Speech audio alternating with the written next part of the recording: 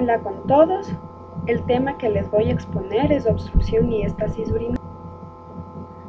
A manera de introducción, la obstrucción y éstasis urinaria es uno de los trastornos más importantes del tracto genitourinario, debido a la hidronefrosis que produce, ya que si es bilateral nos conduce a una insuficiencia renal, y si es unilateral nos lleva a una completa destrucción del riñón.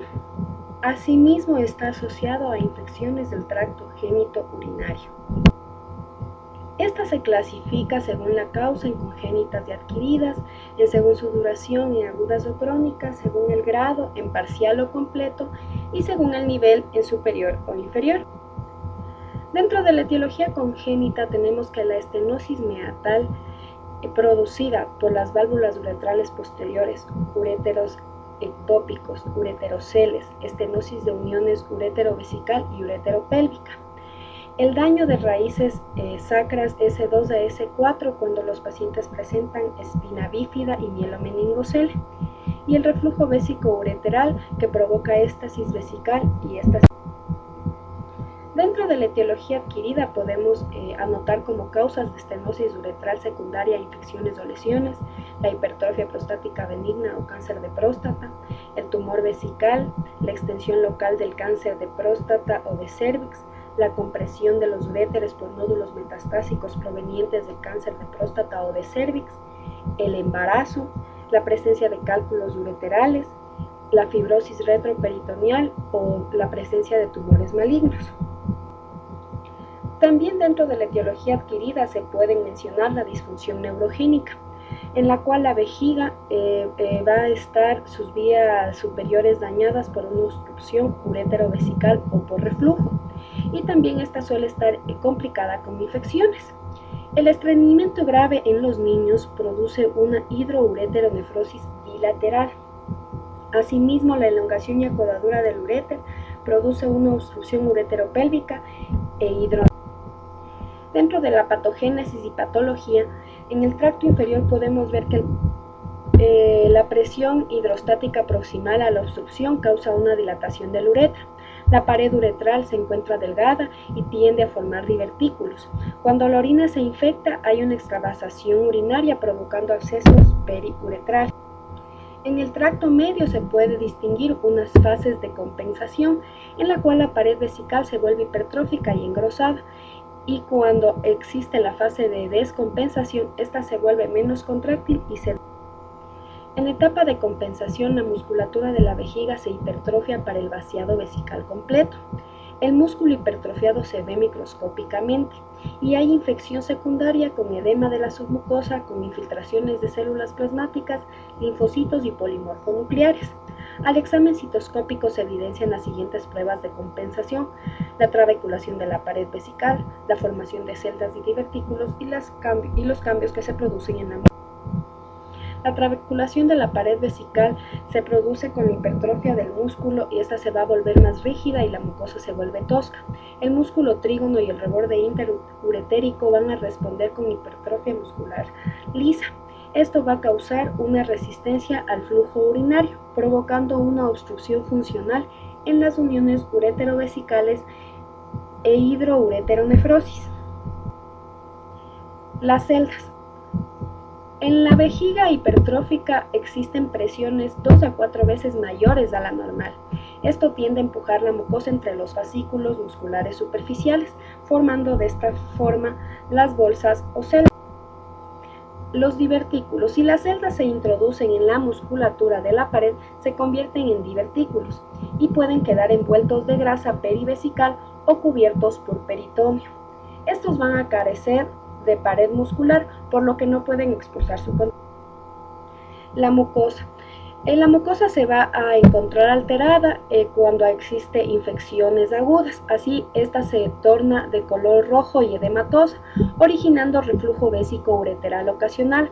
La membrana, cuando ya se encuentra crónicamente inflamada, se la ve delgada y pálida, y en ausencia de infección la mucosa.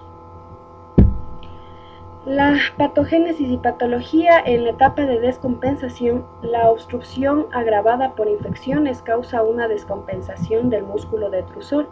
Asimismo, va a haber orina residual de 500 mililitros o más. El uréter. La hipertrofia del trígono y el aumento de la resistencia al flujo urinario en el uréter terminal provoca dilatación ureteral e hidronefrosis. Luego, en fase de descompensación con orina residual hay efecto de estiramiento en el trígono hipertrofiado, induciendo a mayor hidroureteronefrosis. Y con la descompensación urétero-trigonal ocurre reflujo vésico-ureteral, agravando el grado de hidroureteronefrosis. En el riñón, tenemos que la presión de la pelvis renal es cercana a cero. Cuando esta presión aumenta, la pelvis y los cálices se dilatan. El grado de hidronefrosis va a depender de la duración, el grado, el sitio de la obstrucción. Si la pelvis es intrarrenal y la obstrucción está en la unión urétero-pélvica, la presión estará sobre el parénquima. Si la presión es extrarrenal, se ejerce parte de la presión sobre el parénquima por una estenosis urétero-pélvica. En etapas tempranas la musculatura pélvica se hipertrofia compensatoriamente y luego el músculo se vuelve estirado y atónico. Dentro de la atrofia hidronefrótica tenemos que los primeros cambios se dan en los cálices. Con la persistencia de presión aumentada, la papila se vuelve aplanada y luego convexa. Los cambios en el parénquima renal se deben a la atrofia de compresión y a la atrofia isquémica por cambios hemodinámicos. Los vasos arqueados son los más vulnerables a la compresión. Debido a la vasculatura, la atrofia es desigual. La isquemia se da en las zonas más lejanas a las arterias interlobulares y si la presión posterior aumenta, la hidronefrosis va a progresar. La presión aumentada se transmite hacia los túbulos y estos se dilatan y sus células se atrofian por isquemia. En las etapas avanzadas de atrofia hidronefrótica se da en hidronefrosis unilateral, en la cual podemos ver que el riñón se destruye por completo. El riñón va a tener un aspecto de saco de paredes delgadas lleno de líquido claro. En la obstrucción unilateral, la presión intrarrenal aumentada causa supresión de la función renal. Entre más cercana esté la presión intrapélvica a la presión de filtrado glomerular, hay menor orina secretada. La velocidad de filtración glomerular y el flujo del plasma van a disminuir. La capacidad de concentración se pierde gradualmente y es menor la relación urea-concentración de creatinina.